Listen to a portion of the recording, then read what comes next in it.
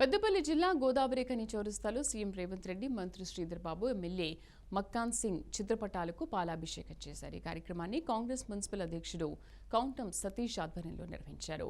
Congress party ఇచ్చిన వాగ్దానాలను, హామీలను అమలు చేసేందుకు కేబినెట్ నిర్ణయాలు తీసుకోవడం పట్ల కాంగ్రెస్ నాయకుడు రవికుమార్ హర్షం వ్యక్తం చేశారు. బీఆర్ఎస్ ఇచ్చిన రైతు బంధు కంటే 4,000 రూపాయలు కాంగ్రెస్ ప్రభుత్వం అదనంగా ఇస్తుందామని తెలిపారు. రాబోయే స్థానిక సంస్థల ఎన్నికల్లో ప్రజలు కాంగ్రెస్ పార్టీని గెలిపించి రుణం తీర్చుకోవాలని కాంగ్రెస్ నాయకుడు రవికుమార్ కోరారు. మన కాంగ్రెస్ పార్టీ ఇచ్చినటువంటి వాగ్దానంలో భాగంగా మన రాష్ట్ర ముఖ్యమంత్రి గారు రేవంత్ రెడ్డి గారు, శ్రీధర్ బాబు గారు, రాజ్ ఠాకూర్, మక్కాన్ సింగ్ గారు, ఇంకా తదితర ఎమ్మెల్యేలు, మంత్రులందరూ కలిసి క్యాబినెట్లో తీర్మానం చేసి మన రైతు భరోసా పథకాన్ని ప్రారంభించడం జరిగింది.